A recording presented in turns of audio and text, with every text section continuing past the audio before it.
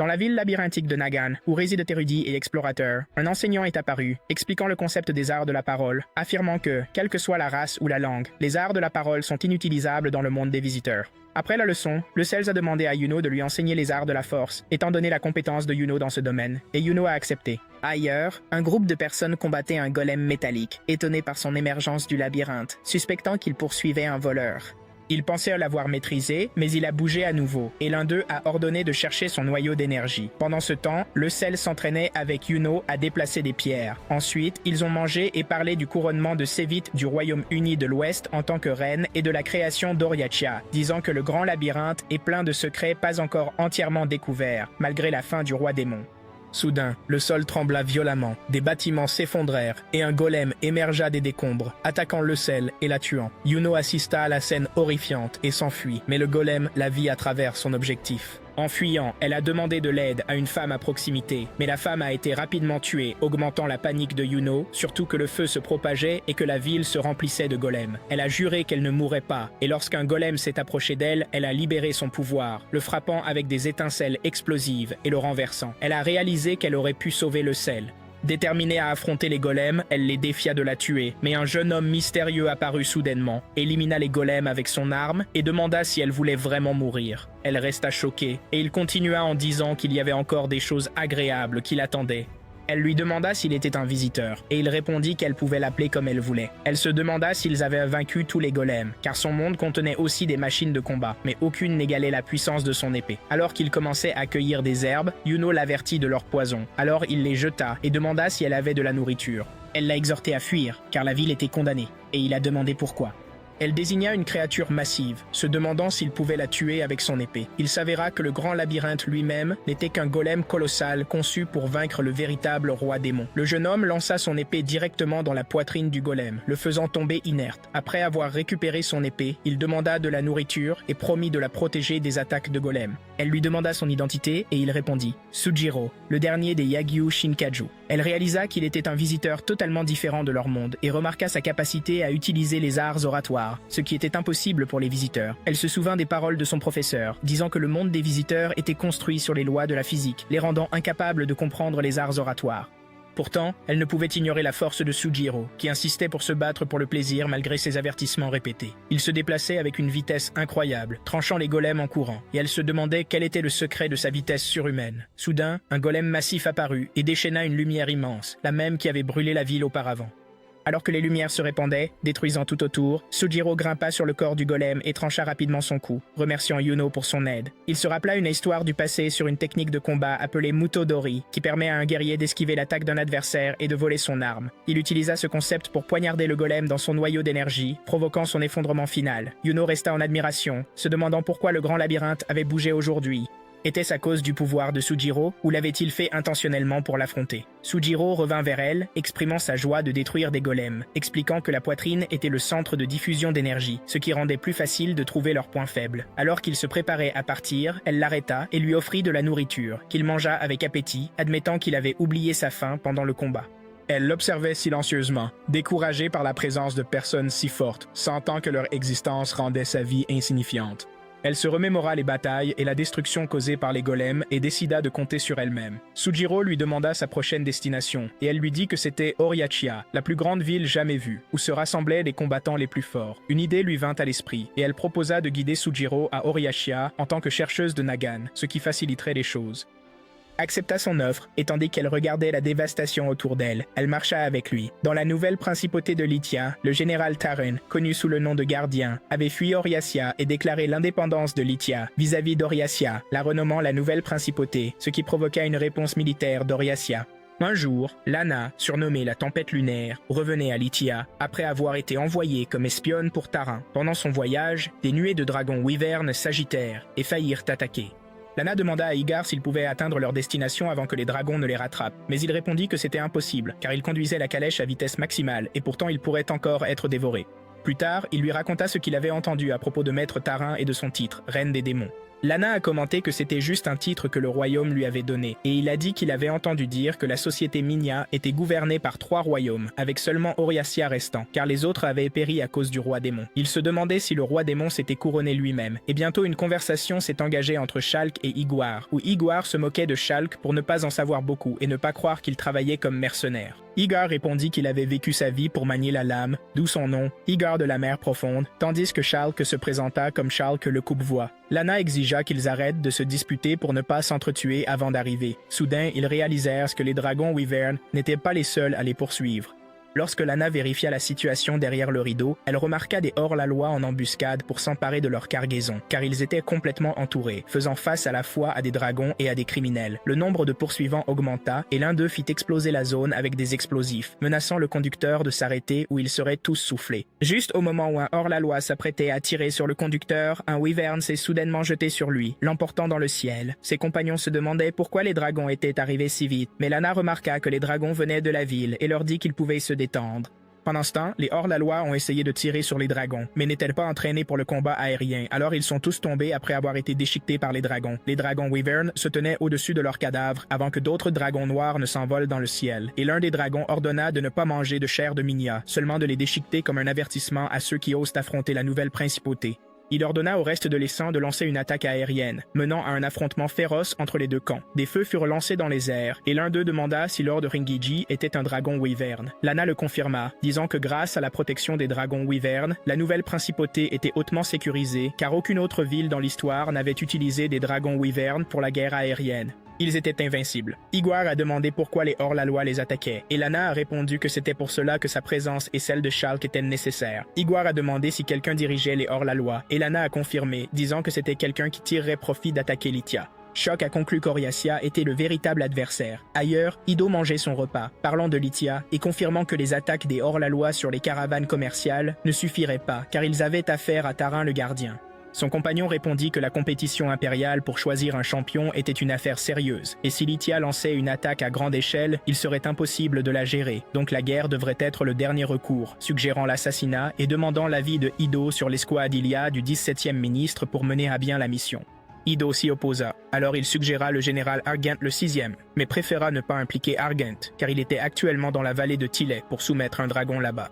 L'autre demanda s'il pouvait utiliser n'importe qui tant qu'Oriacia n'était pas impliqué, et Ido donna la permission, à condition que l'assassinat apparaisse comme un accident. Dans le camp de chasse aux dragons dans la vallée de Tillet, Becky servit du café à Argent, qui avait l'air épuisé après une marche de 20 jours pour installer le camp. Argent a demandé des nouvelles de l'unité de suivi, et Becky a répondu que les soldats radio étaient divisés en 3 groupes, avec des patrouilles continues dans la vallée. Argent a ordonné d'augmenter le nombre de gardes à partir du lendemain et a demandé des nouvelles du brûlé. Becky a confirmé qu'il l'avait blessé et vu voler dans le ciel, mais qu'il se cachait maintenant. Argent y voyait une occasion parfaite de le chasser, souhaitant le vaincre pour entrer dans l'histoire, mais un soldat a rapporté que 6 archers Ar avaient été attaqués, et lorsqu'il les a contactés, ils ont été portés disparus tandis que le brûlé rampait sous terre vers eux. Soudain, Argent se retrouva à l'extérieur de la tente, face au dragon, qui lui demanda s'il était le général et le menaça de le torturer à mort s'il ne répondait pas au sujet du nombre d'autres équipes de chasse. Argent demanda à propos des déformations sur son corps et il lui dit qu'il avait été blessé par un héros Minya qui était aussi un dragon Wyvern. Argent a essayé de l'affronter, mais a été surpris par l'apparition d'Alos, un dragon né avec 3 membres supérieurs, connu sous le nom de Coureur des Étoiles. Le brûlé a exigé qu'il n'intervienne pas, mais Alos a répondu par une attaque de balles magiques empoisonnées qui ont explosé au contact des nerfs du dragon, le faisant tomber. Lorsque le dragon a essayé d'activer son bouclier de mort lumineux, Alos l'a coupé en 2 avec son épée. Argent lui a alors dit que les 29 officiels d'Oriatia cherchaient un champion et rassemblèrent les personnes les plus fortes du monde entier, et que s'il était fier de sa force, il devrait se présenter, mais qu'il ne le choisirait pas. Alos a répondu qu'il le savait, croyait qu'il deviendrait un jour plus important qu'eux. Alors qu'il se préparait à partir, il révéla à Argent sa destination, la ville détruite de Nageng, car il y poursuivait quelque chose. Alors que Tarin traversait la zone, un enfant l'appela, disant que son père avait beaucoup de clients grâce à son aide. Elle répondit que son travail était de créer des plans pour s'assurer que les citoyens de Lithia ne souffrent pas pendant que son père travaillait dur chaque jour dans son magasin. Donc il devrait le remercier à la place. L'enfant lui offrit alors un cadeau qu'il avait fabriqué lui-même après avoir appris l'artisanat au club des enfants. Elle l'admira et lui dit que ce serait parfait pour ranger ses élastiques à cheveux. Elle a promis d'en faire bon usage et l'a encouragé à étudier sérieusement pour devenir un bon citoyen comme son père. Elle est partie avec fierté, ayant combattu de nombreuses batailles et étant l'une des 29 anciens fonctionnaires d'Oriatia, détenant le grade de général 23. Elle était talentueuse en littérature, arts martiaux et politique. Après la mort du véritable roi démon, elle a déclaré son indépendance d'Oriatia, s'est proclamée reine des démons et a établi sa propre force militaire, se préparant au conflit avec Oriatia. Dans le château central de Lithia, Tarin parcourait les couloirs, réfléchissant au fait que la guerre avec Oriatia était imminente. Elle devait se dépêcher avec les préparatifs pour ne pas manquer l'occasion de victoire. En entrant dans son bureau, elle parla avec Dakai, qui apparut et se demanda comment elle savait qu'il était revenu. Elle répondit que c'était juste une supposition, car elle l'appelait toujours chaque fois qu'elle entrait dans son bureau. Elle lui demanda s'il avait apporté ce qu'elle avait demandé de Nagan. Il lui lança l'objet et elle confirma que ce qu'elle voulait était l'étoile froide, disant qu'il était en effet ingénieux. Il demanda la nature de l'objet et elle expliqua que c'était un artefact magique documenté dans des archives antérieures au règne du roi démon. Elle soupçonnait que Kiyazuna, qui s'était proclamé roi, l'utilisait pour alimenter le grand labyrinthe, ce qui s'avéra vrai. En traversant le cristal central, la lumière du soleil se transforme en une lumière explosive capable de bombarder la ville. Dakai a exprimé son inquiétude quant à son danger et elle l'a assuré que tout ce qui venait du monde lointain était par nature extraordinaire. Les épées enchantées et les artefacts magiques étaient des entités anormales qui ne pouvaient pas être facilement tolérées et ne pénétraient pas dans leur monde sans difficulté. Elle lui a demandé s'il avait enquêté sur d'autres artefacts magiques en dehors de l'étoile froide. Il a répondu qu'il avait cherché partout et n'avait rien trouvé de valeur. Elle lui a dit qu'elle n'avait besoin que de cet objet, mais il a demandé si cela la dérangeait qu'il n'ait pas apporté le golem du donjon, car il ne savait pas qu'il avait vaincu malgré le fait que c'était un équipement important. Elle a répondu qu'elle avait pensé que c'était lui, et il s'est demandé avec surprise s'il y avait quelqu'un d'autre aussi fort que lui. Tarin décida rapidement de lui confier une autre tâche, car les caravanes commerciales entrant et sortant de Lithia avaient été continuellement attaquées pendant 2 mois par des hors-la-loi envoyés par Oriatia. Dakai questionna le rôle de Regnji, qui protégeait les cieux de Lithia face à ces menaces. Tarin répondit que le problème était que les cargaisons étaient volées pendant leur trajet vers Lithia, rendant l'armée de dragons Wyvern impuissante. L'apparition constante de hors-la-loi posait un autre dilemme, car ils étaient utilisés pour surveiller les réactions de Lithia, comme les retards dans l'interception des Wyverns ou le transfert de cargaisons importantes. Elle soupçonnait qu'il y avait un espion qui divulguait des informations et souhaitait qu'il les trouve et les capture par tous les moyens nécessaires. Dakai commença son enquête, rencontrant plusieurs personnes et les confrontant pour être entré à Lithia, déguisés en marchands, se faufilant à travers le chaos. Lorsqu'il a réalisé qu'il faisait partie des services secrets d'Oriatia, il les a affrontés directement en utilisant sa super vitesse et ses compétences de combat. Il en a neutralisé un avec son couteau et a tué les autres avec son poignard et son épée enchantée, ignorant la loi de Lithia. Il était connu sous le nom de la Pie, un être du monde lointain avec une vision exceptionnelle. Pendant ce temps, Regnji a annoncé une réunion importante pour condamner un dragon à l'exécution après la disparition d'une fillette de 9 ans de Lithia. Alors que l'enquête commençait, il devint clair que le commandant adjoint Lukil de l'unité des Rangers du Sud avait mangé un enfant selon le témoignage d'un témoin. Cela a provoqué une indignation. Et devant tout le monde, Regnji a attaqué Lukil, lui assénant des coups consécutifs jusqu'à ce que son sang coule, déclarant que quiconque mangeait les citoyens de Lithia serait exécuté sans exception. De l'autre côté, Kurt écrivait dans son journal à propos de Rinyeji, qui semblait occupé ces derniers temps. Lorsqu'il est revenu et a demandé ce qu'elle faisait, elle lui a dit qu'elle enregistrait des événements comme le font les nobles. Il s'en moquait et lui a demandé de chanter, car il voulait entendre sa voix. On disait que Kurt avait perdu la vue à cause de la destruction causée par le roi démon dans sa ville natale, mais elle n'avait pas perdu la raison, grâce à une chanson surréaliste qu'elle avait entendue dans l'obscurité, qu'elle chantait souvent maintenant. Après qu'elle ait terminé, elle lui a demandé quel était le sort de Lithia. Il l'a rassurée en disant que la guerre arrivait, mais qu'elle ne serait pas seule. Elle a essayé de le toucher, mais il l'a repoussée comme d'habitude, la faisant tomber. Il se demandait simplement à quel point elle était têtue, et elle a continué à chanter jusqu'à ce qu'il s'envole et disparaisse. Quelqu'un a informé Hido qu'ils avaient reçu un rapport du quartier général dans la Cité des Mages. Il a demandé si la nouvelle principauté était passée sous sa juridiction, et la réponse fut oui, car le 3e ministre avait envoyé un avis ce matin-là. Le contenu était que les communications régulières avaient cessé avec 10 membres de leur appareil secret en une journée. Hido a demandé s'il y avait des survivants, et la réponse fut qu'il n'y en avait pas, car ils étaient tous des agents d'élite dirigés par le 17e ministre. Il a demandé combien de personnes étaient nécessaires pour cela, et la réponse fut qu'ils avaient besoin de 64 membres pour l'équipe tactique, et d'un sniper. Il a demandé si mademoiselle Aelia, la 17e ministre, était au courant, car elle devait être informée en premier. L'homme a répondu qu'elle était en mission éloignée, la communication radio était impossible, donc il devait informer Hido en tant qu'officier civil par intérim. Ido a répondu qu'il n'avait pas été officiellement nommé, et l'homme a demandé si de nouveaux agents infiltrés seraient envoyés. Ido a dit qu'il devait essayer autre chose, car à l'est de Mage, il y avait une terre inondée creusée par une source, et les hommes devraient y camper. L'homme a objecté que c'était loin du site de défense, mais Ido a répondu que ce serait utilisé pour l'attaque, et que les dragons Wyvern gênants ne les verraient pas. Il a décidé d'envoyer des experts en fortification le lendemain. L'homme a demandé à propos de la libération de Nihilo, et Ido a dit qu'il s'en occuperait. Plus tard, il a frappé à la porte de la cellule de Nihilo, disant qu'il savait qu'elle était réveillée, car 10 membres des services secrets dans la nouvelle principauté avaient été tués en une journée. Il a demandé combien elle voulait, car elle avait anéanti à elle seule une armée régionale entière à Oreatia, et selon les archives actuelles, elle était l'arme biologique la plus terrifiante jamais vue. Dans la province d'État Sylvan, Aelia se tenait devant un miroir, murmurant que son arrière-grand-mère disait que la beauté était un talent accordé par un ange à la naissance, mais elle croyait qu'elle émergeait avec le travail acharné et nécessitait des soins. Plus tard, elle est allée voir une fille nommée Yawike et est descendue à la piscine avec elle. Yawike pensait qu'elle était partie à Oreatia, mais Aelia a répondu qu'elle resterait au village pour la journée et pensait prendre un bain. Yawike a demandé des nouvelles de Kia, et Aelia a dit qu'elle ferait ses adieux à tout le monde le lendemain avant de partir.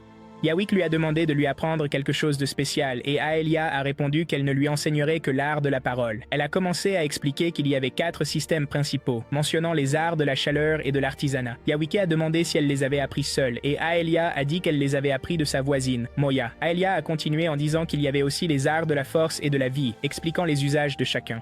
L'art de la chaleur était comme ce que sa mère utilisait en cuisine, tandis que la force impliquait de déplacer des objets et de les faire voler. Elle donna un exemple de création d'un bloc de glace grâce à l'art de l'artisanat, disant que cet art servait à changer les choses. L'art de la vie était utilisé par les médecins pour guérir les blessures ou traiter les rhumes, et pouvait altérer le goût des choses, comme transformer l'eau en vin. Les fées étaient très habiles dans les arts de la vie, et elle excellait aussi dans ceux-ci. Yawik a commenté que Grand-mère Mitch était douée pour guérir les blessures et a demandé comment elle faisait. Aelia a répondu qu'elle le faisait simplement. Après le bain d'Aelia, Kia la surprise, se demandant qui savait qu'elle prendrait un long bain avec Yawike car elle était négligente à la maison mais agissait avec élégance à l'extérieur. Elia a demandé ce qu'elle faisait et Kia a répondu qu'elle était sur le point de se baigner, mais qu'elle avait pris trop de temps à la piscine. Alors elle a décidé de se détendre dans l'arbre où il n'y avait pas beaucoup d'insectes. Elia a demandé si elle avait écouté sa leçon avec Yawike et Kia a dit qu'elle détestait étudier. Kala utilise d'art de la pôle pour faire pousser une graine d'arbre et la faire descendre avant de la remettre à l'arbre. Aelia a vu que Kia possédait des arts de la parole exceptionnels qui défiaient les règles de base, alors elle l'a averti de ne pas les utiliser pour céder à ses caprices. Kia a répondu que son talent était d'apporter du bonheur aux autres, et Aelia a dit que son pouvoir était spécial mais serait ennuyeux s'il était utilisé normalement. Kia a confirmé qu'elle n'avait aucun problème tant qu'elle profitait de sa vie, et Aelia l'a averti que ce qui était normal ici ne l'était pas à l'extérieur d'État. Elle allait bientôt s'inscrire dans une école à Oreatia. Kia a demandé s'il n'était pas sur le point de se rendre à Lithia, et Aelia a répondu que Lithia n'était pas seulement habitée par des fées, mais aussi par des nains et des lutins, et qu'elle devait considérer comment les gens la voyaient. Kia s'en fichait et a dit qu'elle pouvait les gérer facilement, affirmant qu'il suffisait de dire « mourrez » et ils périraient tous. Le lendemain, Kia se tenait avec Yawika et Tian qui étaient venus lui dire au revoir. Elia les a rencontrés. Étienne l'a remercié parce que les enfants étaient devenus intelligents grâce à elle. Elia a répondu qu'elle lui avait dit un jour que la connaissance était comme une graine, et il a ajouté que tant qu'elle était arrosée avec l'apprentissage, elle pousserait d'elle-même. Il a dit qu'elle avait planté cette graine, mais ne pouvait rien offrir en retour. Elle l'a serré dans ses bras, souhaitant trouver des élèves gentils comme eux, et Yawika l'a aussi embrassé, tandis que Kia grognait. Tian a demandé si elle ne voulait pas aller étudier à Oreatia, et Kia a répondu que seuls les bizarres étudiaient là-bas. Malgré cela, Aelia avait assumé une fausse identité et obtenu un programme d'études à l'étranger en Oreatia pour que Kia participe au concours impérial afin de déterminer le champion. Elle était convaincue que Kia pouvait vaincre Oreatia elle-même, et si elle gagnait, personne ne la mépriserait. Yawika a demandé à Kia d'aller à leur endroit préféré avant de partir, et Aelia et Tian les ont accompagnés.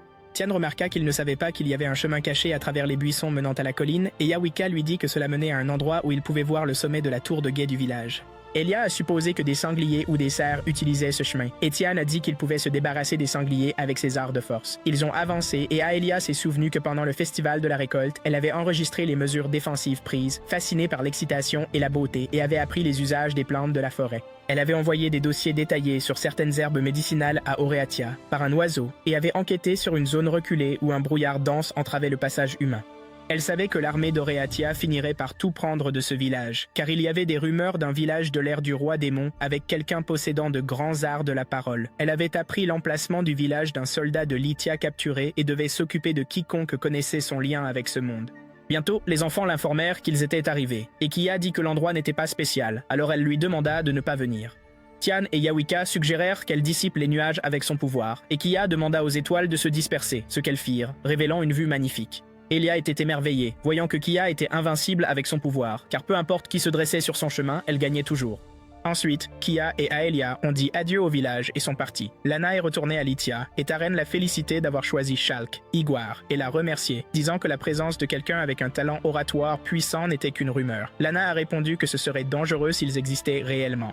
Taren a mentionné qu'elle avait entendu dire que Igwar n'avait jamais perdu un combat en tant que gladiateur dans les régions éloignées. Igwar a confirmé qu'il avait combattu pendant environ 13 ou 14 ans, selon le calendrier de Minya. Taren a parlé des villes sauvages qui parodient sur la vie des humains et des bêtes, une pratique illégale. Shulk a expliqué que certains marchands d'esclaves avaient ordonné à Igwar de combattre pendant 14 ans, et pourtant il est resté invaincu. Lorsqu'on lui a demandé de parler de sa vie, Igwar a dit qu'il était né dans le Far West, dans un endroit inconnu des lignées Minya, jusqu'à ce qu'il soit capturé et forcé de combattre. Étant donné le choix de tuer son adversaire ou de mourir, commençant ainsi son parcours en tant que gladiateur. Lors d'un combat, on lui ordonna de se battre contre 3 adversaires à la fois et il réalisa qu'il serait tué s'il ne gagnait pas, mais il réussit à les vaincre. Plus tard, son propriétaire le vendit à une autre ville, où la foule voulait le voir tuer. Il affronta un duelliste très fort, réalisant qu'il était surpassé, mais réussit à le vaincre. Plus tard, il a dû affronter des adversaires armés de fusils, utilisant ses bras d'escalade pour les attaquer avant qu'ils ne puissent lui tirer dessus, devenant finalement le gladiateur le plus célèbre de tous les temps. Un jour, son propriétaire est entré et lui a dit qu'il combattrait l'armée du véritable roi démon. Une bataille féroce a éclaté au milieu du feu et du chaos, et il a réalisé qu'il faisait face à une mort certaine, mais il a continué à se battre jusqu'à la fin. Lana ajouta que lorsqu'elle l'a trouvé, elle savait qu'il avait combattu l'armée du roi démon. Dakai entra et regarda Shulk, disant qu'il portait une lance, puis observa Igwar, intrigué par son comportement imprévisible et son incapacité à voir son visage, devinant qu'il avait plusieurs couteaux cachés dans son corps. Taren expliqua que tout le monde était fort, mais qu'ils avaient besoin de pouvoirs uniques pour inspirer la peur dans les armées ennemies.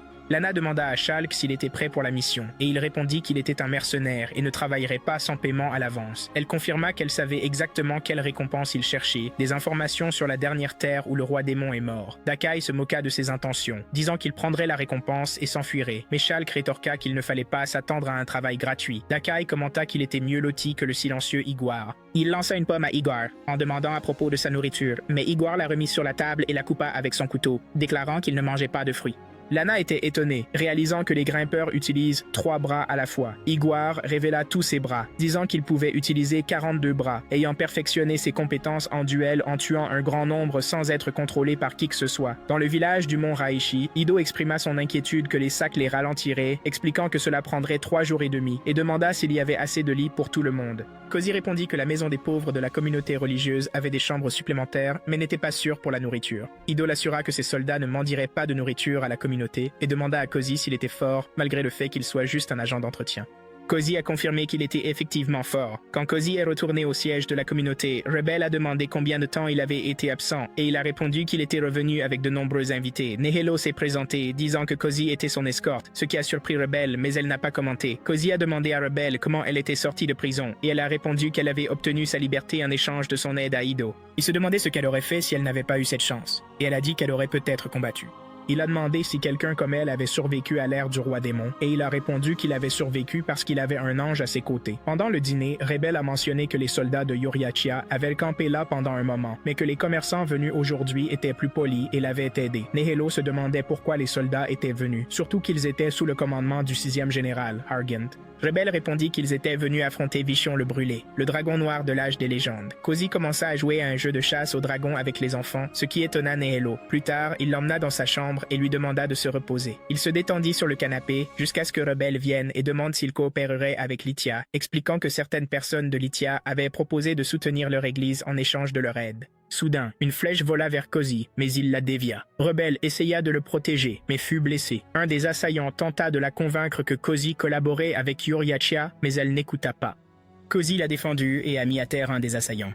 L'un des attaquants a commenté que sa défense était forte et qu'il ne pouvait pas être capturé vivant. Kozi a supplié son ange de ne pas tuer les attaquants, mais l'un d'eux a essayé de lui tirer dessus. Son ange est intervenu et a abattu les ennemis un par un jusqu'à ce qu'il ne reste qu'un seul attaquant, qui a failli le tuer, mais Nehelo l'a sauvé à la dernière minute. Rebel s'est excusé auprès de Kozi, disant qu'elle n'avait pas prévu que quelqu'un essaierait de le tuer, mais il a réalisé trop tard qu'elle avait été touchée par une flèche dans le rein.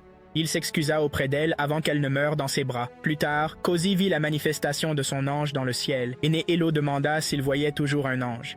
Il répondit que peut-être l'ange le surveillait, et quand elle demanda le nom de l'ange, il répondit « Nastic le chanteur ». Dans la ville de Mige, Ido se demanda si ses invités étaient arrivés, et son assistant confirma qu'il l'était, réalisant qu'il était celui en retard. Lorsqu'il entra dans son bureau, il se présenta comme Ido, le 20e ministre, et s'excusa pour son retard. Yuno se présenta comme une chercheuse stagiaire de la ville de Nagan, et il passa les formalités, la félicitant d'avoir pris l'initiative de l'informer du nouveau visiteur, puis se tourna vers Sojiro, le désignant comme épée de Saul. Sojiro répondit que son nom était Sojiro. Ido en vint alors au fait, disant que l'ennemi était le 23e général de Yuriakia, Tarin la gardienne, qui avait une armée de dragons et de wyverns, ainsi que des mercenaires et des artefacts magiques, et il voulait l'éliminer avant que la guerre n'éclate. Sojiro demanda à propos de la compétition de l'Empire pour choisir un héros, et Ido répondit qu'éliminer Taren serait un test pour lui, et si cela avait un impact significatif, il obtiendrait le soutien des 29 fonctionnaires et serait nommé.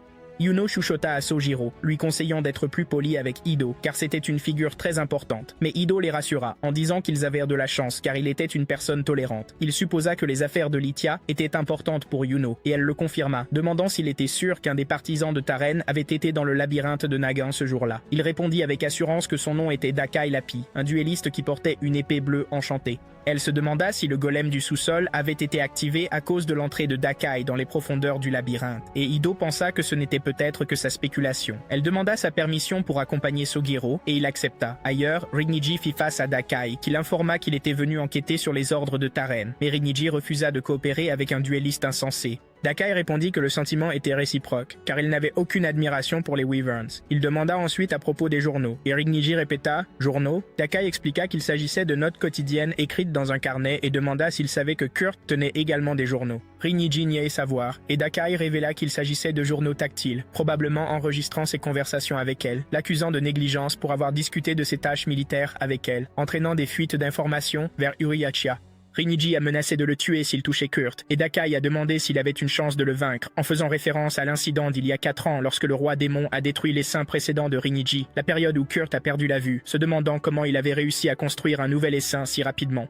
Rigniji a demandé ce qu'il ferait s'il révélait la vérité, et Dakai l'a assuré qu'il n'avait pas l'intention de lui faire du mal, ni à Kurt. Rigniji lui a demandé d'assister à l'interrogatoire de Kurt, mais il a trouvé cela inutile car elle refuserait de parler, devinant que quelqu'un avait influencé ses pensées sans qu'elle puisse les voir. Il s'est inquiété, réalisant que si la trahison de Kurt était prouvée, il devrait prendre la bonne décision pour protéger son essaim. Pendant ce temps, Kurt dînait avec Taren et exprimait son soupçon que Rigniji avait pris son écharpe par inadvertance, car elle l'avait cherché dans sa chambre et ne l'avait pas trouvé. Taren lui conseilla de lui pardonner, mais Kurt appela sa mère et lui demanda de ne pas assigner de tâches dangereuses à Rigniji. Taren expliqua que son devoir l'exposait toujours au danger, et Kurt demanda si la guerre éclaterait à nouveau. Taren confirma qu'Uriacia ne tolérerait pas l'existence d'un autre roi démon, et comme elle s'était déclarée reine démon, l'armée uriacienne serait envoyée contre elle, donc elle devait protéger Lithia. Taren se rappela du moment où elle avait trouvé Kurt avec Rigniji, réalisant que Kurt voulait croire qu'il était un ange protégeant les humains, donc elle ne lui avait pas dit la vérité. Kurt a demandé si elle la protégeait à cause de Rigniji, car il ne travaillait pas sans elle, et Taren a répondu qu'elle était un élément important dans la guerre.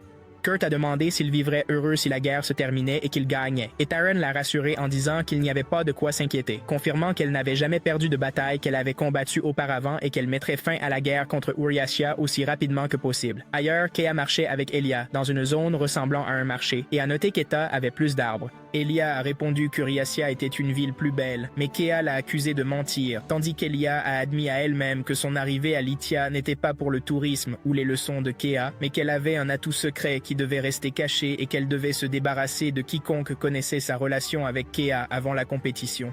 Plus tard, Elia l'a conduite au port, et quand Kea a demandé qui elles allaient rencontrer, elle a répondu que c'était une vieille connaissance, puis a pointé un navire et lui a ordonné de monter à bord et de jeter un coup d'œil pendant qu'elle attendait dans le jardin. Pendant ce temps, Elia a rencontré Lana, la seule à connaître le secret du mot du monde, car elle s'était infiltrée à Lithia en tant qu'espionne pour Uriacia, transmettant des informations sur ce secret. Elia a demandé quand Taren serait assassiné, et Lana a répondu qu'elle était déjà au courant de tout, révélant que pendant son temps de travail à Lithia, elle avait réussi à rassembler des mercenaires qualifiés, Igar de la mer et Schalk le Tranchevoix, qui pouvaient inciter des conflits internes, car elle était une espionne habile, qui n'était pas soupçonnée. Soudain, Kea courut vers Elia, et lui dit qu'il ne l'avait pas laissé monter à bord du navire, ce qui poussa Lana à commenter que la fille devait être l'une des nouvelles élèves d'Elia. Elle s'approcha alors de Kia et se présenta comme une ancienne élève d'Elia, proposant de l'accompagner pour une visite, suggérant de visiter un restaurant qui servait des plats de riz, et Kia accepta. En traversant la ville, Elia remarqua l'atmosphère calme, louant la bonne gestion de Taren, et Lana le confirma, notant que Taren était considérée comme une reine, parce que son peuple la voyait comme la dirigeante idéale.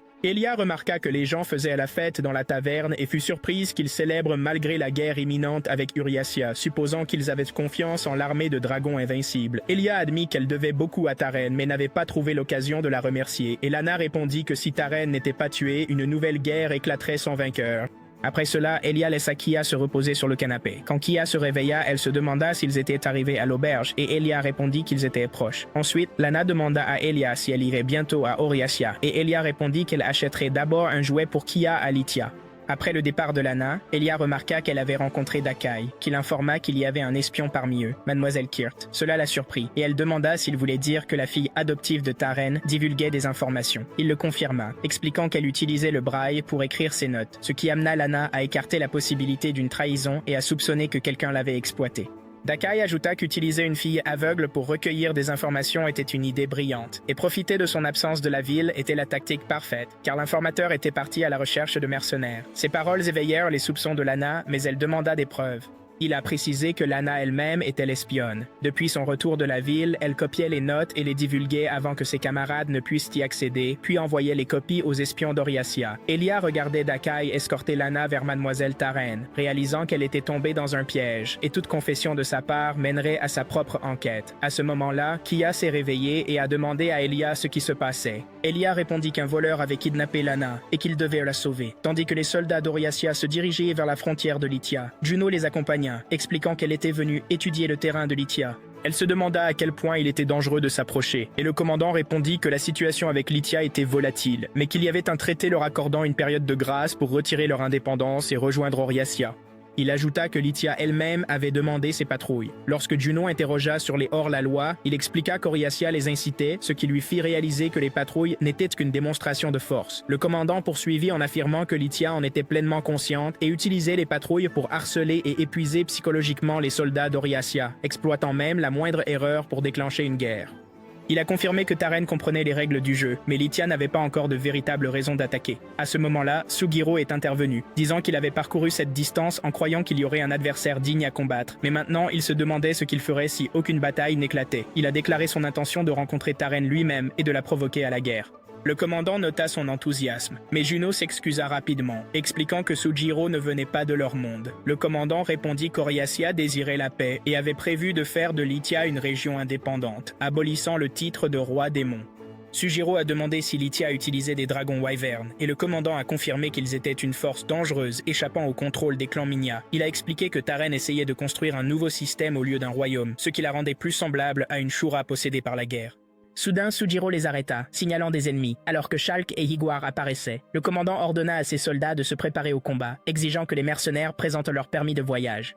Shulk a répondu que tant qu'ils étaient en mission pour chasser des hors-la-loi, cela ne devrait pas les surprendre. Le commandant ordonna à son adjoint de prendre 3 hommes et de retourner au quartier général pour faire un rapport. Cependant, Shulk sauta haut, prêt à lancer sa lance sur le commandant, mais Sugiro l'intercepta au dernier moment, le faisant tomber au sol. Sugiro dégaina son arme, demandant qui était son adversaire, et Shulk répondit qu'il y avait enfin quelqu'un qui pouvait l'égaler au combat. Shulk commença à attaquer avec des mouvements rapides de lance, mais Sugiro les esquiva habilement, effectuant des sauts périlleux dans les airs, et bientôt leurs armes s'entrechoquèrent, projetant des étincelles dans les airs. Alors que le duel se poursuivait, Sugiro commença à prédire les mouvements de son adversaire, touchant presque ses points faibles. Pendant ce temps, le commandant ordonna à ses soldats de viser l'assassin avec leurs flèches, tandis que Shulk disait à Higuar de voler un cheval, et de s'échapper, car il s'occuperait du duelliste. L'assassin dégaina ses couteaux prêts à attaquer, mais le commandant donna l'ordre de tirer des flèches sur lui. En un éclair, l'assassin se déplaça avec une vitesse surhumaine, tranchant les soldats avec ses armes empoisonnées. Juno se mit à l'abri derrière un soldat pour éviter d'être poignardé, tandis que l'assassin récupérait ses couteaux et que les soldats tombaient un par un de leurs chevaux, affectés par le poison. Sugiro cria à Juno de courir, mais l'assassin lui ordonna de l'aider à monter un cheval et de se diriger vers Lithia, expliquant qu'il ne pouvait pas monter à cheval lui-même.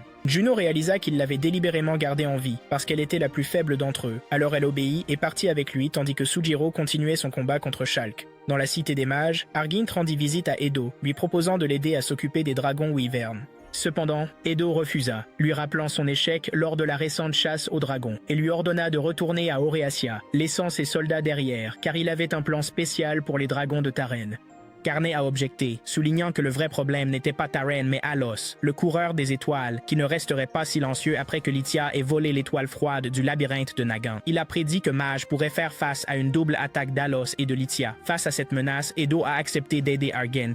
À ce moment-là, les deux ressentirent un tremblement de terre, et en regardant par la fenêtre, ils virent un énorme faisceau d'énergie menaçant Mage, suivi d'explosions enflammées. Edo se demanda pourquoi la ville était bombardée, malgré leur bonne relation avec Lithia, et son assistant entra pour l'informer que toute la patrouille avait été tuée par un poison mystérieux. Lorsqu'il demanda s'il y avait des survivants, on lui répondit qu'il semblait que personne n'avait survécu, pas même Sujiro. Argent demanda alors à Edo quelle serait sa prochaine action, et Edo répondit que Sujiro n'était qu'un pion dans le plan d'assassinat, et qu'ils avaient encore Kozue, qui agirait immédiatement. Argent suggéra de déployer les soldats, mais Edo refusa fermement, déclarant que l'armée de dragons approchait pour les assiéger. Argent a essayé de le convaincre d'envoyer son équipe chasser les dragons, mais Edo est devenu furieux, expliquant que leur situation actuelle ne permettait pas un tel mouvement, et que l'entrée des dragons dans la forteresse signifierait leur fin. Défendre la forteresse était la seule option. Argent, cependant, a insisté pour affronter les dragons seuls, déterminé à ne pas les laisser dévorer des citoyens. Edo refusa de le laisser utiliser les soldats pour devenir un héros, en soulignant que cela incluait aussi son équipe. Mais Argent n'avait pas besoin des soldats, il décida de se battre seul. Après son départ, Edo y réfléchit et réalisa que Argent avait raison. Il ordonna à son assistant de contacter la ligne d'urgence, Radio 7, et décida de protéger la ville et Argent. Il contacta Nihilo, lui demandant d'éliminer tout ennemi menaçant le 6e général et de tuer tous les dragons Wyvern, sans blesser les soldats ennemis, jusqu'à ce qu'elle reçoive l'approbation. Il l'a également informé que Sujiro avait été tué, rendant le succès du plan d'assassinat incertain. Donc si Kozue échouait, elle devrait détruire Lithia entièrement. Nihilo a accepté à condition qu'il tienne sa promesse envers elle. Edo l'a assuré qu'il lui obtiendrait ce qu'elle voulait. Après la fin de l'appel, l'assistant a demandé à Edo s'il pouvait vraiment faire confiance à Nihilo, et Edo a répondu qu'elle n'était qu'une arme cherchant un accord. Mais il lui a rappelé qu'elle était un monstre qui avait autrefois détruit une armée d'Oreacia à elle seule, et Edo a dit qu'il découvrirait bientôt si sa décision était correcte. Pendant ce temps, Nihilo est allé à Arsène et leur a ordonné d'ouvrir une porte secrète révélant un véhicule métallique connu sous le nom de Elnetin. Nihilo a ensuite enlevé ses vêtements et a sauté à l'intérieur en disant « Cela fait longtemps que je n'ai pas utilisé ce corps » avant de réapparaître sous sa nouvelle forme ressemblant à une grenouille géante, prête pour le combat. Quelques heures avant le bombardement, Dakai Yunho l'a capturée, confirmant que l'endroit n'était pas une prison et qu'elle pouvait s'échapper. Il avait enquêté sur elle et découvert qu'elle était simplement une personne ordinaire. Elle se demandait pourquoi elle avait été amenée là, et il a répondu qu'elle avait été amenée parce que Iguar ne pouvait pas monter à cheval.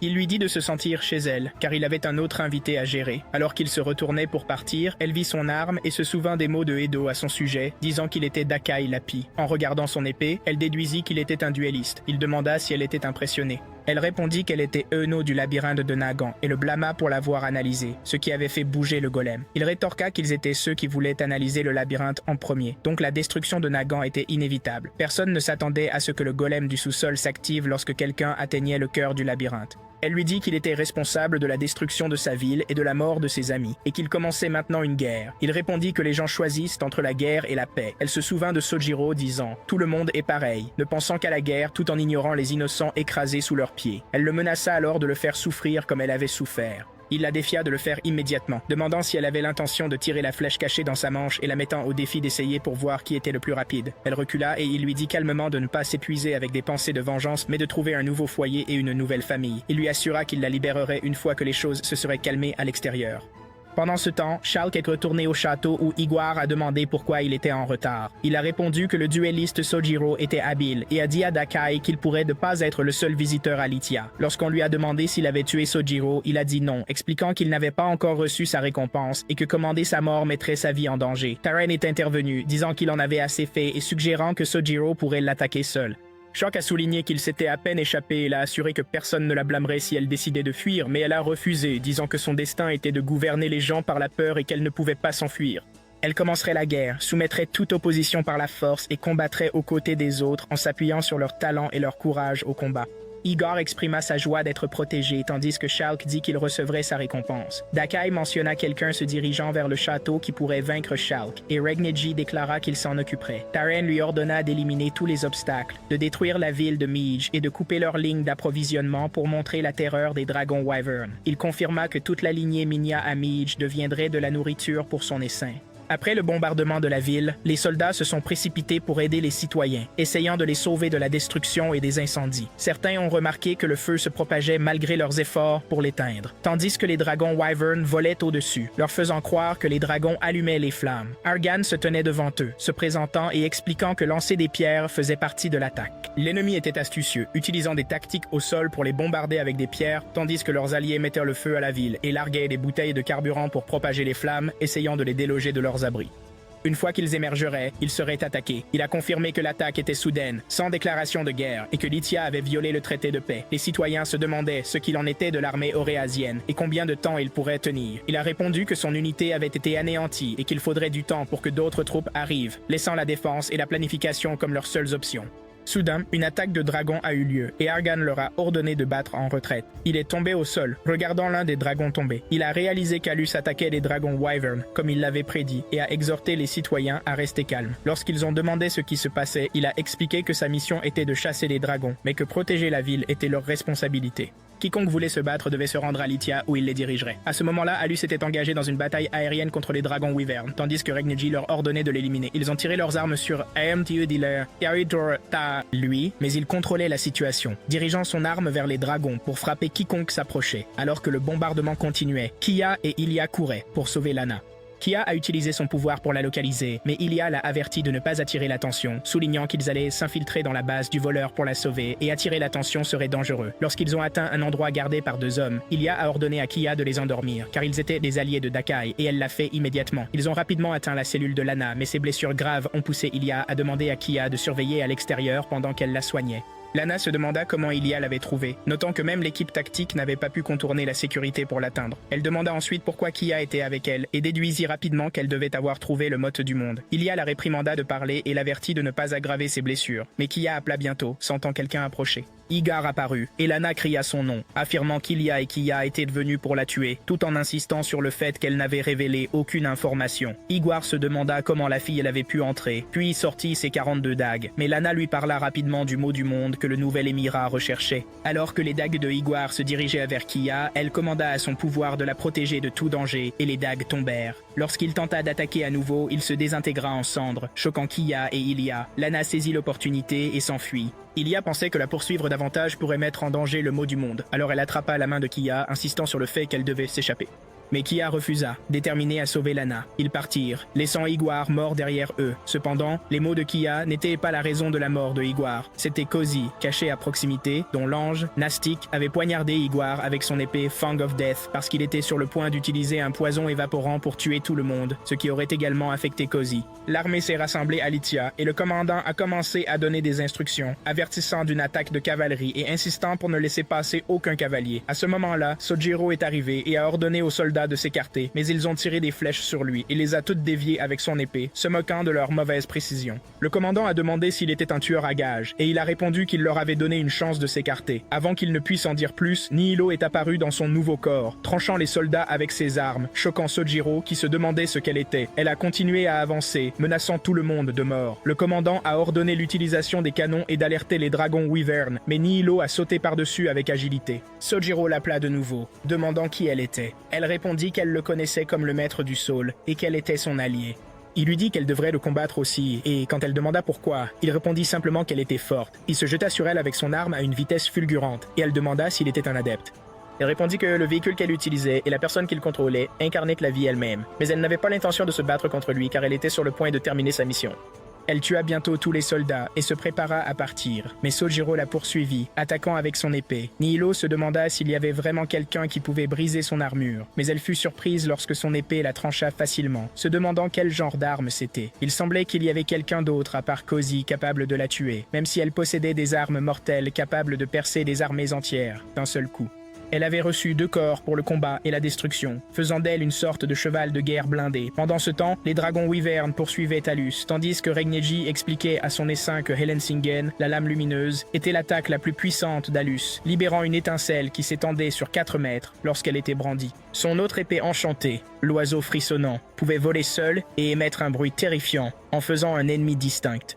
De plus, il avait un fouet magique appelé la main de Q, de plus de 12 mètres de long, qu'il utilisait comme barrière défensive, ainsi qu'un fusil à longue portée et des balles magiques, certaines empoisonnées, capables de transformer n'importe quelle cible en boue avec une égratignure, et d'autres qui électrocutaient avec la foudre. Après avoir donné ses instructions, Regnegi ordonna l'attaque et commença à narguer Alus, qui sortit son fusil et tira sur eux, mais l'essaim de Regnegi esquiva le tir. Regnegi se moqua de la réaction imprudente, tandis qu'Alus entrait dans la portée de tir des soldats et qu'ils commencèrent à le viser. Alus réalisa qu'un piège l'attendait, et que s'arrêter signifiait sa fin, alors il utilisa la main de Kiyu comme barrière défensive et émit une lumière vive de sa bouche. Regnegi sourit avec confiance, ayant préparé des contre-mesures pour ses capacités, et soupçonna qu'Alus était après l'étoile froide, mais Alus répondit qu'il n'avait pas besoin de quelque chose comme ça pour détruire une ville.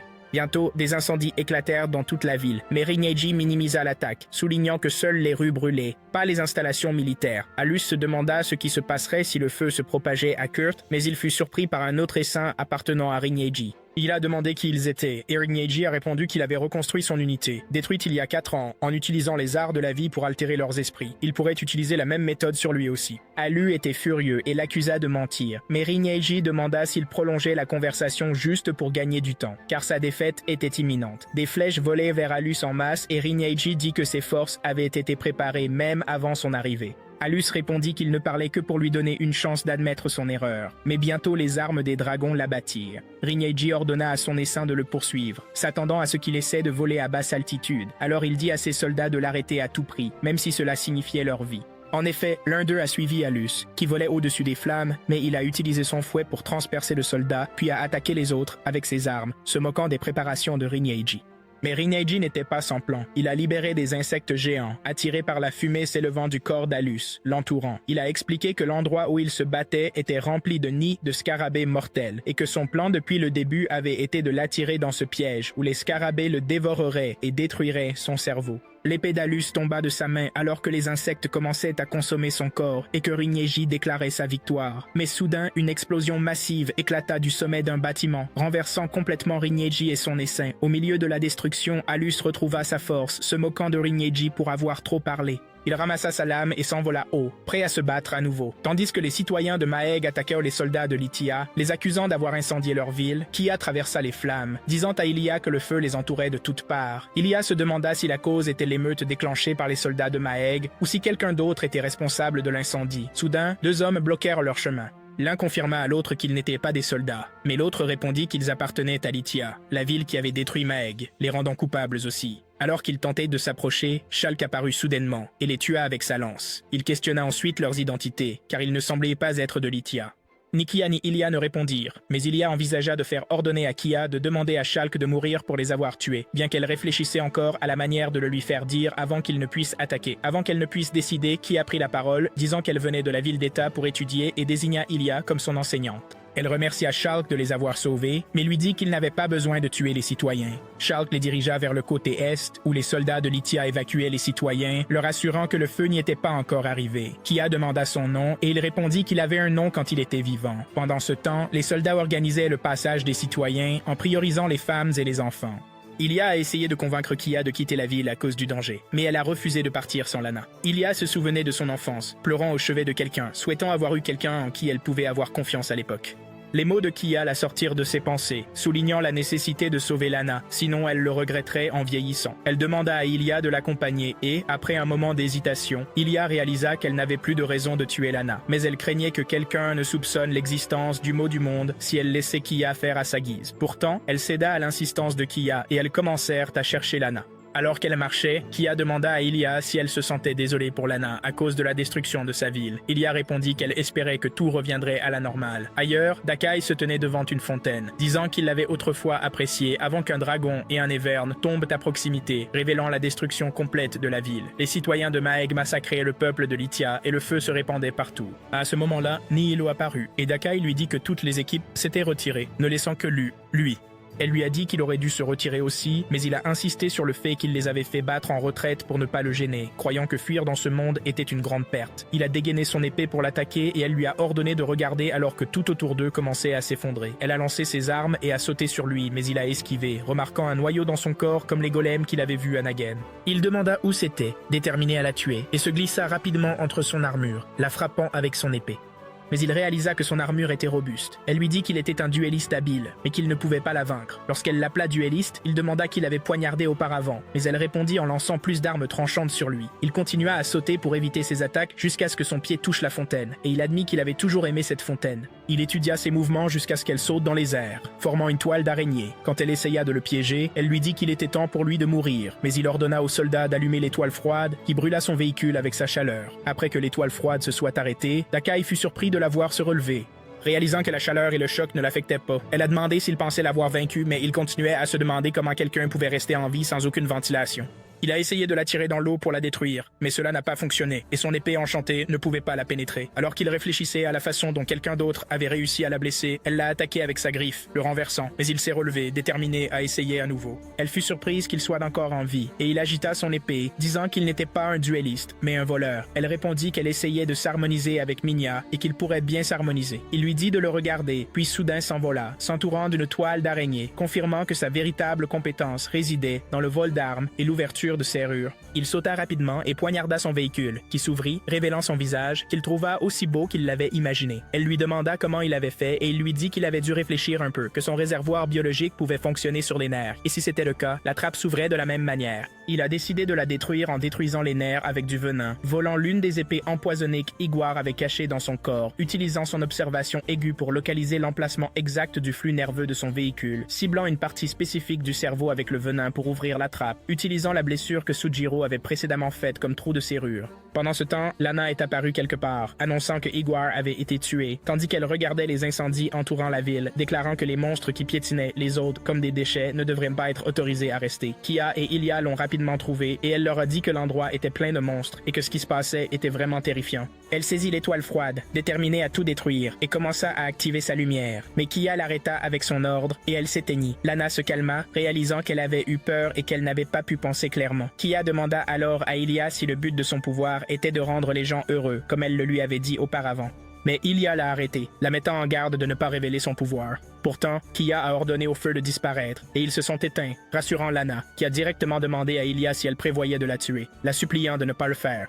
Ilia remarqua que Kia les observait silencieusement et essaya de faire taire Lana, et Kia s'excusa bientôt auprès de Lana de ne pas avoir pu sauver la ville plus tôt. Dakai alla voir Yuno pour lui demander de partir car il était venu l'aider comme promis. Yuno lui demanda comment il avait trouvé le temps de la voir alors que son armée combattait encore, et il répondit que Leatia était finie et que cette armée n'était plus la sienne. Mais il voulait tenir sa promesse envers elle. Il l'a assuré que ce qui s'était passé n'était pas de sa faute. Peut-être qu'il lui semblait maléfique à cause de l'affaire Nagen, mais il n'était pas comme ça. Elle se demandait s'il se moquait de la destruction de sa ville, ou s'il ressentait de la douleur. N'avait-il pas combattu jusqu'à la mort? Elle avait l'impression d'être en enfer à cause de la perte d'une personne, mais il ignora sa question, disant qu'il aimait Tarine, mais qu'il avait confiance qu'il trouverait quelqu'un d'autre. Avant de partir, Yuno l'appela, lui rappelant qu'il lui avait dit de se venger quand elle le voudrait. Et elle invoqua son pouvoir et l'attaqua, mais il bloqua son attaque, lui demandant si elle était sérieuse à l'idée de le combattre. Pendant ce temps, Rigny ordonna à Kurt de s'échapper rapidement. Elle regarda son sang et demanda si c'était le sien, ne croyant pas qu'il avait perdu. Mais il répondit que Leatia était finie et qu'il devait à Tarine, mais que tout était détruit maintenant. Il lui dit de s'échapper avant que l'armée d'Oriacia n'arrive, car elle devait rester en vie. À ce moment-là, Argint apparut et ordonna de ne pas bouger. Kurt a demandé qui il était et il a répondu qu'il était le 6e général envoyé pour vaincre un ennemi étranger à la demande de la ville de Meg. Elle a réalisé que c'était fini et a demandé si elle était prisonnière ou citoyenne, mais elle s'est levée pour protéger Rigny et il lui a dit de ne pas le défendre, confirmant qu'il était une créature terrifiante qui avait tué beaucoup de gens et qu'il assurerait sa défaite en tant que membre de la lignée Minya. Elle répondit qu'il n'était pas juste une créature, mais son cher ami qu'il avait aidé plus que n'importe quel autre adepte. Mais Argint insista qu'une jeune fille comme elle ne devrait pas porter le fardeau de ses crimes. Kurt s'approcha de Rigny, confirmant qu'il ne faisait rien de différent de ce qu'il faisait. À ce moment-là, Argint lui ordonna de s'éloigner, mais Rigny se leva pour la protéger et Argint tira avec son arme. Kurt a été touché et Rigny est tombé blessé à côté d'elle, leur sang se mélangeant. À ce moment-là, Argint aperçut Alus au loin, tenant son arme, et décida de partir. Cozy arriva et s'approcha de Kurt, qui reprenait son souffle, disant qu'il était un ange venu pour elle, puis posa sa main sur ses blessures, disant que tout le monde avait le droit de survivre. Ailleurs, Tarine tua tout le monde sur son chemin, jusqu'à ce qu'elle fasse face à Shulk, qui a demandé si elle regrettait de mener un combat perdu d'avance. Elle a répondu qu'elle ne le regrettait pas. Tant qu'on se battait, il fallait être prêt à accepter la défaite. Mais elle regrettait de ne pas avoir pu apporter le bonheur à ses soldats, à son peuple et à Kurt, qui avait eu confiance en elle. et cela lui faisait mal de mourir après les avoir entraînés derrière ses principes inconnus. Elle sortit un papier et le donna à Shulk, expliquant qu'elle avait toujours voulu des informations sur la dernière terre où le roi démon était mort.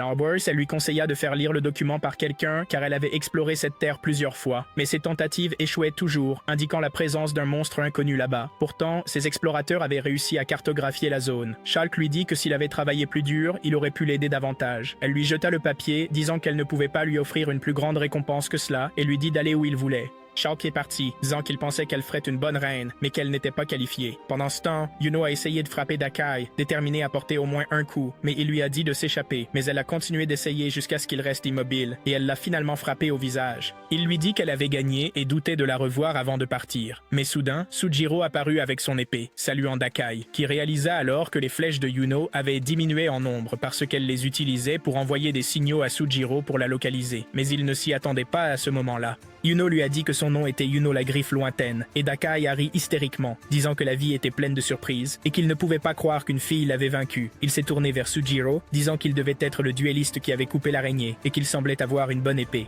Sujiro répondit qu'il ne semblait pas être un duelliste, et Dakai saisit son épée, disant qu'il était content que quelqu'un le comprenne correctement, mais il demanda si son travail n'était pas de tuer Mademoiselle Taren.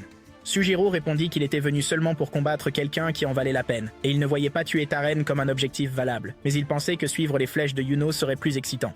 Sujiro a demandé à Dakai de se battre, mais Dakai a dit qu'il n'y avait pas besoin de se précipiter, car l'un d'eux mourrait à la fin. Il lui a ensuite demandé de se souvenir du monde lointain, mais Sujiro a répondu qu'il n'en avait pas de bons souvenirs, car la nourriture était mauvaise et les gens essayaient de le tuer chaque jour jusqu'à ce qu'il atteigne ce monde. Dakai a répondu que la même chose lui était arrivée et qu'il n'avait jamais ressenti le désir de retourner dans son monde.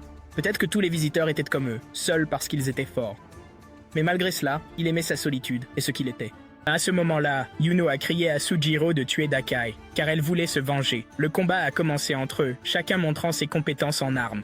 Sujiro chargea contre Dakai, mais l'épée de Dakai fut plus rapide, renversant l'épée de Sujiro. Alors qu'il était sur le point de frapper, Sujiro le bloqua d'un mouvement rapide de la main, et Dakai loua son habileté. Mais Sujiro ramassa bientôt son épée et poignarda légèrement Dakai qui tomba au sol, finalement vaincu. Kuzé a demandé à Taren pourquoi elle avait commencé la guerre, surtout après l'avoir informé de la mort de Kurt. Elle a répondu qu'elle voulait gouverner le pays à la place d'Oriacia. Il a répondu qu'il ne croyait pas qu'un État s'appuyant sur des mercenaires et des dragons wyvernes puisse durer longtemps.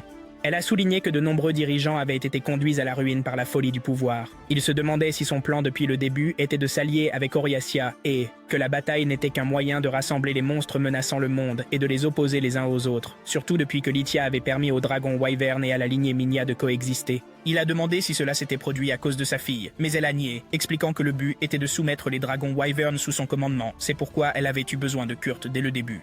Elle dit alors que son temps avec elle était presque terminé, mais il répondit qu'il était un chevalier sacré et voulait entendre son dernier souhait. Elle dit qu'elle souhaitait qu'un héros émerge qui gouvernerait les gens avec un pouvoir plus grand que la peur. Kuzi fut surpris par son souhait, surtout puisqu'elle était une reine démon. Dès qu'elle eut fini de parler, elle dégaina son épée, mais il lui dit qu'il réaliserait le dernier souhait de sa fille, car elle lui avait demandé de la sauver. Ailleurs, Lana errait dans la ville dévastée, réfléchissant à la destruction autour d'elle, disant que rien n'avait changé, malgré la mort du roi démon. Soudain, elle s'effondra au sol, vomissant du sang, et réalisa qu'Elia l'avait empoisonnée avec une toxine à action lente. Elle était allongée sur le sol, incapable de bouger, tandis que Hargint observait les soldats et leur commandant donner l'ordre de ne laisser aucun dragon wyvern en vie. Ido s'approcha de lui, disant qu'il pensait que tout était terminé lorsque l'étoile froide avait frappé, mais que tout avait été décidé avant l'aube. Hargint demanda le nombre de victimes, et Ido répondit que le nombre n'était pas grand, compte tenu de la férocité de la guerre.